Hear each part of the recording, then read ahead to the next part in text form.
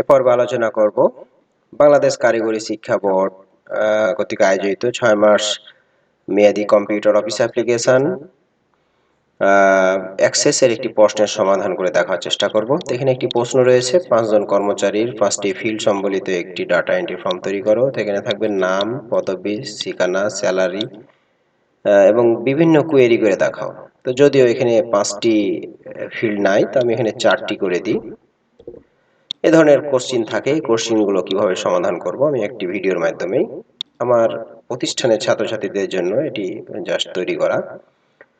তো চলুন আমি ডেস্কটপে একটি ডাটাবেজ ফাইল ক্রিয়েট করব অ্যাক্সেসের মাধ্যমে। তো ডান বাটনে ক্লিক করবেন, ডান বাটনে ক্লিক করে নিউতে যাবেন। নিউতে ক্লিক করলে এই ধরনের একটি অপশন আসবে, আপনি মাইক্রোসফট অ্যাক্সেস ডাটাবেজে ক্লিক করবেন। অ্যাক্সেস ডাটাবেজে ক্লিক করলে আপনার ডেস্কটপে একটি ডাটাবেজ ক্রিয়েট হবে। তো আমার একটি আপডেট ভার্সন হওয়ায় এটি এভাবে আসছে, আপনারটা সরাসরি ক্রিয়েট হয়ে যাবে ডেস্কটপে একটি ডাটাবেজ। তো আমি ডেস্কটপে সিলেক্ট করে একটি নাম দিবেন, নাম দিয়ে ক্রিয়েটে ক্লিক। আমি ব্যাকে যাই। দেখুন আমার এখানে একটু আপডেট হওয়ার কারণে ভিন্নভাবে আমার এখানে ফাইলটি আসলো। আপনার সরাসরি কিন্তু এভাবে ফাইলটি চলে আসবে এবং রিনেম অবস্থায় থাকবে। আপনি জাস্ট এর নামটা, আপনি যে ফাইলের নামটি সেভ করতে যাচ্ছেন, যে নামে ফাইলটি, সেই ফাইলের নামটি আপনি দিয়ে দিবেন। এরপর ফাইলটার উপর ডাবল ক্লিক করবেন। দেখুন একটি ডাটাবেজ ক্রিয়েট হয়ে গেছে।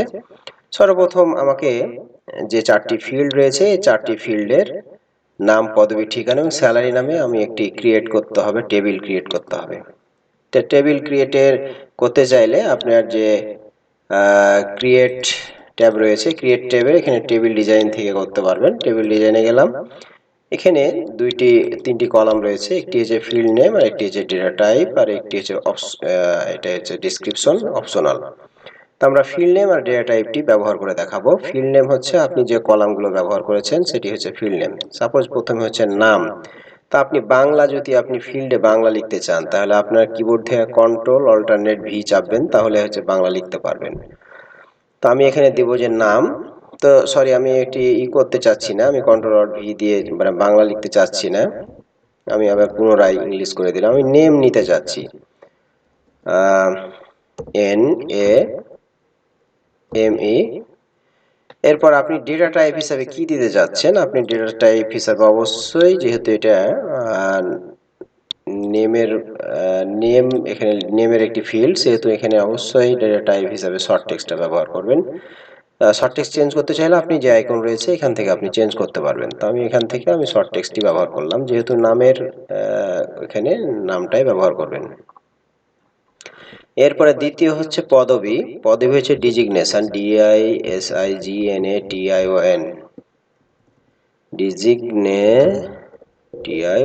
ডিজিগনেশন।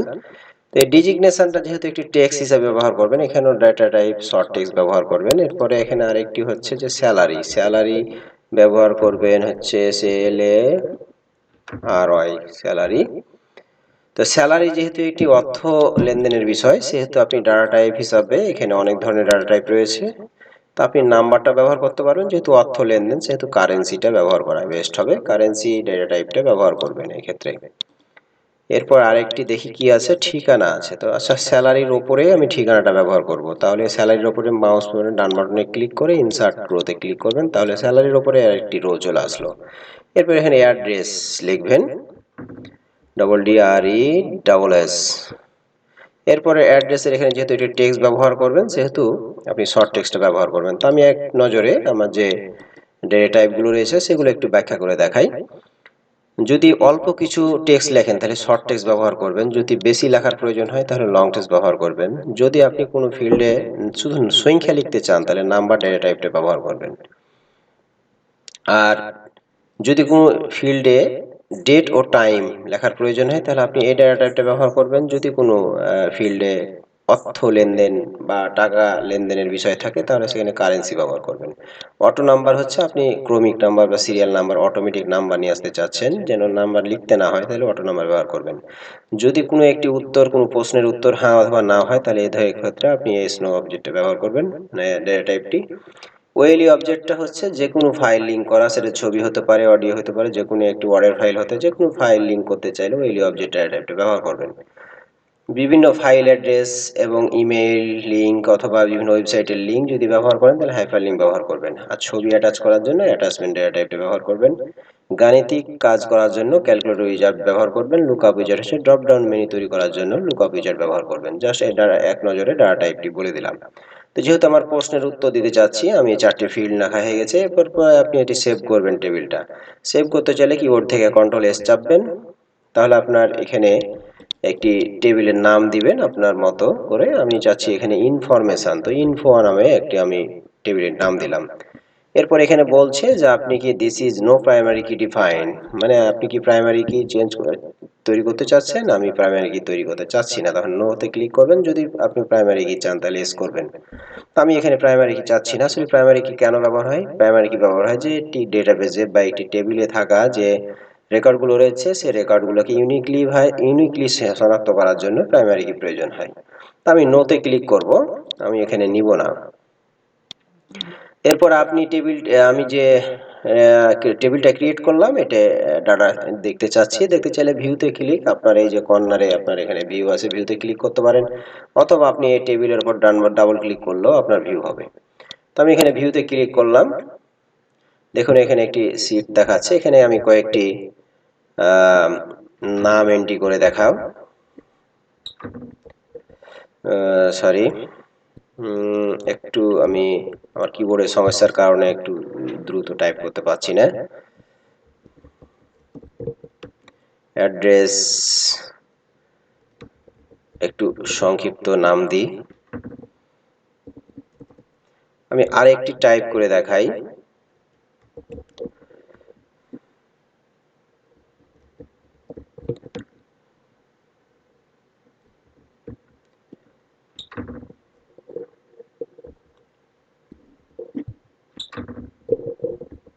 আচ্ছা, কেউ বিরক্ত হবেন না, আমার কিবোর্ডটা একটু প্রবলেম করছে, এই জন্য আন্তরিকভাবে দুঃখিত। সেভ করলাম। এরপরে আমি চাচ্ছি যেহেতু ফর্ম তৈরি করতে বলেছে এখানে ডাটা এন্ট্রি ফর্ম, সেহেতু টেবিল ক্রিয়েট হলো, আমি এই টেবিলের একটি ফর্ম তৈরি করব। ফর্ম তৈরি করতে গিয়ে আপনি আবার পুনরায় ক্রিয়েটে যাবেন। এরপরে এখানে ফর্ম উইজার্ড থেকে ফর্ম তৈরি করলে আপনার জন্য সুবিধা হবে, যেহেতু আপনি বেসিক লেভেলে আছেন। ফর্ম উইজার্ডে গেলেন। এরপর আপনি কোন টেবিলের ফর্ম তৈরি করবেন এই ড্রপ ডাউন লিস্ট থেকে সিলেক্ট করবেন। যেহেতু আমার একটি টেবিল রয়েছে ইনফো নামে, সেটি এটি সিলেক্ট করাই আছে।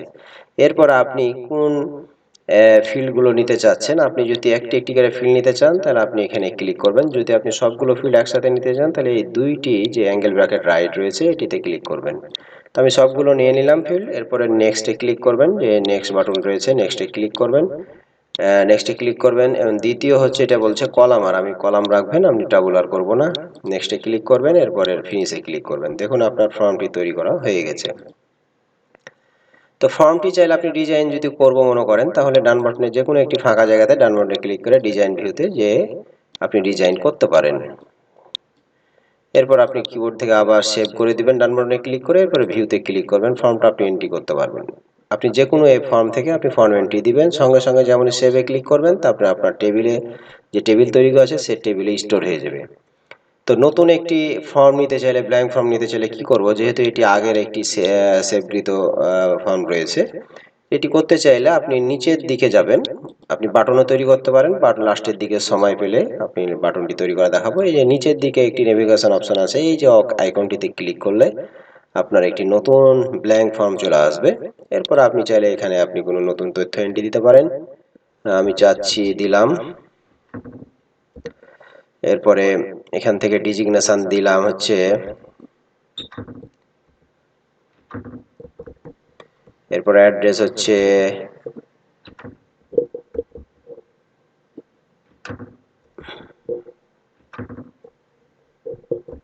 আচ্ছা দিলাম। এরপরে আপনি এখানে অ্যামাউন্ট দিবেন, সাপোজ আমি 45,000 দিলাম। এরপর কিবোর্ড থেকে কন্ট্রোল এস চাপবেন অথবা সেভ বাটনে ক্লিক করতে পারেন। এরপর এটি ক্লোজ করে দেবো। ডান দিকে একটি আইকন রয়েছে, অথবা এই ইনফোর উপর ডান বাটনে ক্লিক করে ক্লোজ আইকনে ক্লিক করলেও হবে। এরপরে আপনি বিভিন্ন কুয়েরি করতে বললো, সেহেতু কুয়েরি করে দেখাই। কুয়েরি হচ্ছে আমি যে এখানে টেবিলটা রয়েছে, আমি চাচ্ছি যাদের স্যালারি 30-এর ওপরে সে সব কর্মচারীকে আমি শুধু দেখতে চাচ্ছি, এই সত্যটা আপনাকে দিল। তো এটা আপনি করতে চাইলে আপনি এই ক্রিয়েটে যাবেন।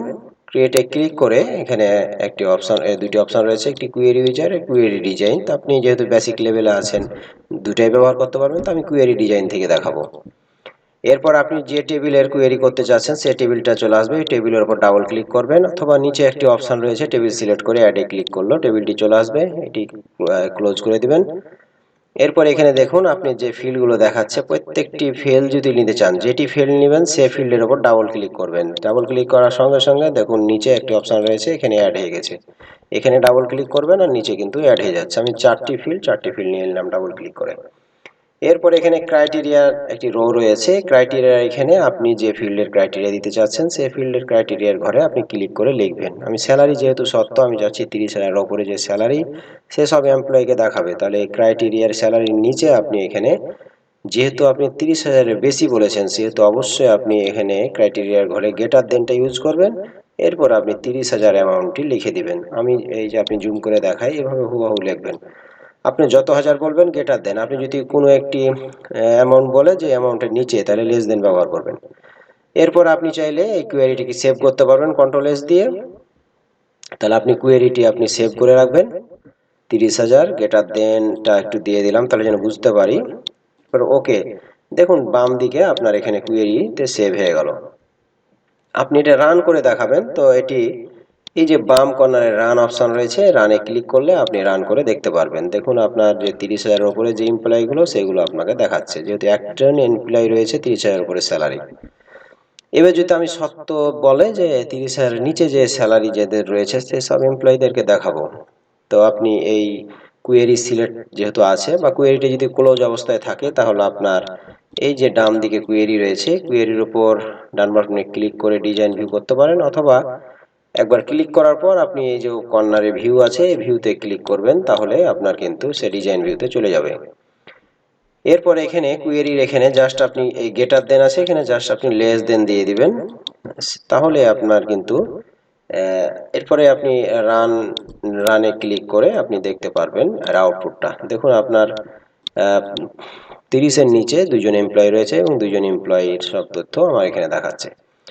এরপর আপনাকে যদি বলা হয় যে আমি অ্যাড্রেস শুধু চাপায় যাদের চাপায় বাসা তাদের সেসব এমপ্লয়ীদেরকে দেখাবো, তো আপনি এখানে যে অ্যাড্রেস রয়েছে অ্যাড্রেসের নিচে ক্রাইটেরিয়ার এখানে আপনি লিখবেন, কিছুই করতে হবে না, জাস্ট আপনি CHPI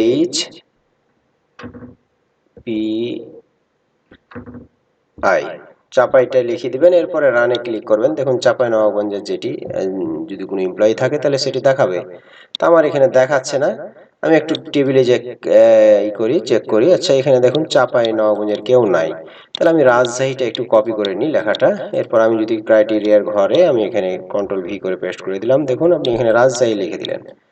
এরপর আপনি রান করে দেখলেন, এখন দেখছেন যে আপনি ভিউ অপশনটা দেখতে পাচ্ছেন না, কেন? কারণ যে আপনি এই যে ডিজাইন ভিউতে আগে ক্লিক করতে হবে, ডিজাইন ভিউতে ক্লিক করবেন, এরপরে রান চলে আসছে, রানে ক্লিক করে দেখবেন এবং সেটি আপনি যেটি চেয়েছিলেন অ্যাড্রেসের, সেই অ্যাড্রেসের এমপ্লয়িটাকে আপনাকে দেখাচ্ছে।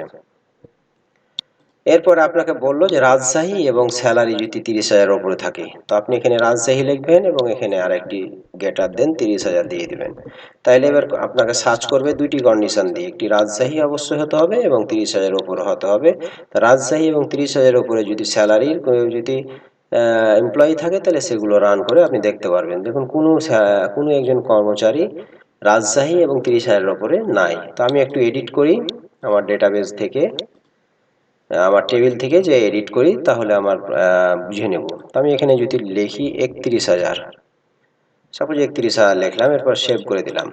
এরপরে কুয়েরিটা আবার পুনরায় যদি আমি রান করে দেখাই, তাহলে দেখুন একজন দেখাচ্ছে যার বাসা হচ্ছে রাজশাহী এবং স্যালারি হচ্ছে 30,000 উপরে। তো এইভাবে বিভিন্ন শর্ত দিয়ে আপনি এই কুয়েরি করতে পারবেন।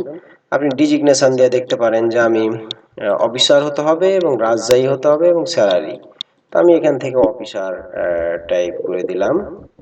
তাহলে এবার শর্ত হচ্ছে কিন্তু তিনটি ক্রাইটেরিয়া, একটি হচ্ছে অফিসার, রাজশাহী, 30,000, মানে একটি অফিসার র্যাঙ্কের হতে হবে এবং অ্যাড্রেস হতে হবে রাজশাহী এবং 30,000-এর ওপরে হতে হবে।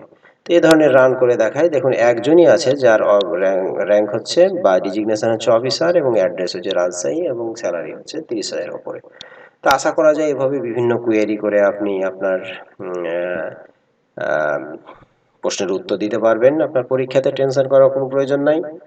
তো আপনাকে যদি বলা হয় একটু লাস্ট ফিনিশিং একটু টেনে দিই, সেটা হচ্ছে যে আপনাকে একটি ফর্ম তৈরি করতে হয়েছে এবং ফর্মে একটি সেভ বাটন তৈরি করবেন অথবা ডিলিট বাটন তৈরি করবেন অথবা নতুন একটি ফর্ম অ্যাড করার জন্য আপনি একটি নতুন বাটন তৈরি করবেন। তিনটি বাটন তৈরি করা দেখাবো।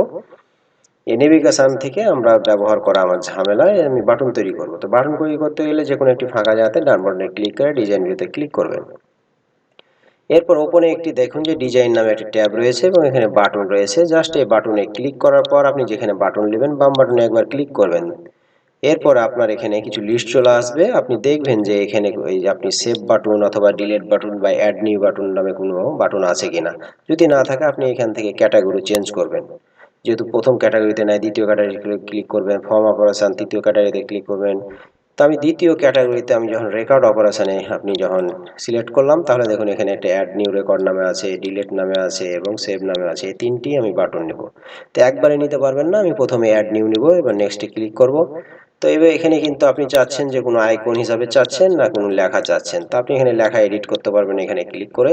তো আমি এখানে দিলাম যে নিউ নিউ ফর্ম। এরপর আপনার নেক্সট বাটনে ক্লিক করবেন। হ্যাঁ, নেক্সট বাটনে ক্লিক করলাম এবং ফিনিশে ক্লিক করলাম। দেখুন আপনার নিউ ফর্ম নামে একটি বাটন তৈরি হয়ে গেছে। এরপর আরেকটি নেব, আমি রেকর্ড অপারেশনে গেলাম এবং এরপরে ডিলিট করব। আমি শুধু ডিলিট রাখলাম। এরপর আমি এখানে রেকর্ড অপারেশনে গিয়ে সেভ করার জন্য আমি সেভ রেকর্ড দেব না, আমি চাচ্ছি সেভ ফর্ম। ফিনিশে ক্লিক। এবার আপনি ভিউ করে দেখায় আপনার এই যে ভিউ কর্নারে ভিউ রয়েছে, ভিউ থেকে করতে পারেন অথবা এই ইনফোর উপরে ডান বাটনে ক্লিক করে ভিউ অপশন রয়েছে, ভিউতে ক্লিক করলেও ফর্ম ভিউতে ক্লিক করলেও আপনার ভিউ করতে পারবেন। এরপরে আমি যদি এখানে নিউ ফর্মে ক্লিক করেন দেখুন নতুন একটি ফর্ম চলে আসছে। সেভ করলে সেভ হবে, ডিলিট করলে আপনি ফর্মটি ডিলিট করবেন। তো এই ফর্মগুলো আমি একটু অ্যালাইনমেন্টে আনতে চাচ্ছি। ডান বাটনে ক্লিক করে ডিজাইন ভিউ এবং এই তিনটিকে আপনি একটু ম্যানুয়ালি করতে পারেন বা অপশন দিয়ে করা যায়। তো অপশন দিয়ে করা দেখালাম না, আমি ম্যানুয়ালি এভাবে সাইজ করে বসিয়ে দিবেন। একটু সাইজ করে বসিয়ে দিবেন। এরপর ডান বাটনে ক্লিক করে আবার সেভ এবং ফর্ম ভিউ। দেখুন আপনার আপনার সেই ফর্মের বাটনগুলো আপনার শো করছে এবং এগুলো কাজ করতে ব্যবহার উপযোগী কাজ করতে পারবেন। তো আজকে অবশ্যই ভিডিওটি অনেক বড় হয়ে গেল। আজকে যেহেতু পরীক্ষার্থীদের জন্য একটা ভিডিওতে যেন সব কাজ করতে পারে এই জন্য এটি দেখালাম। আজকে এ পর্যন্ত। আসসালামু আলাইকুম।